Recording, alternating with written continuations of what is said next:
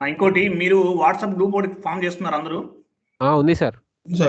ఏదైనా డౌట్స్ ఉన్నా కూడా మీలో మీరు సొల్యూషన్ చెప్పుకోండి. చెప్పుకున్నప్పుడు ఏమవుతుందంటే అది మీకే అడ్వాంటేజ్. సబ్జెక్ట్ అనేది గ్రో అవుతుంది స్లోగా మీకు. అందరూ యాక్టివ్ ఉండట్లేదు సార్ అందులో. ఆ? అందరూ యాక్టివ్ ఉండట్లేదు అందులో.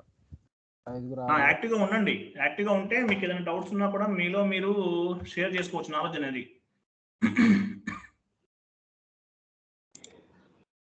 చేయండి ఫాస్ట్గా చేయాలి, టకటక కొట్టేయాలి డాక్యుమెంట్స్.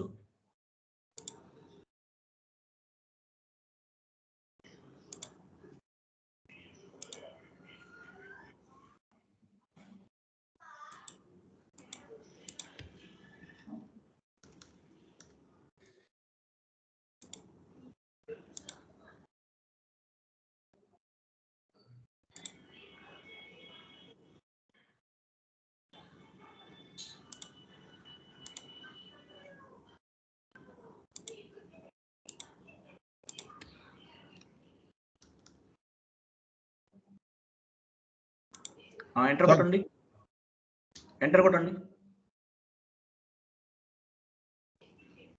కరెక్టే ఉంది కదా, ప్రాబ్లం ఏముంది మీకు? నేనేం అడగలేదు సార్ ఎవరిని. నేను అడగలేదు సార్ ఎవరిని. మరి ఇప్పుడు మీరు ఎందుకు షేర్ చేస్తారు స్క్రీన్? మీరు లక్ష్మీనారాయణ అనేది షేర్ చేయండి అంటే నేను చేసే సార్. మీకు ఎర్రర్ ఏం లేదా? మీకు ఎర్రర్ ప్రాబ్లం లేదా సార్? నాకేం అనిపించలేదు సార్. ఒకసారి చూస్తారు సార్, సిమ్యులేట్ చేసేయండి. సేవ్ చేయండి. సేవ్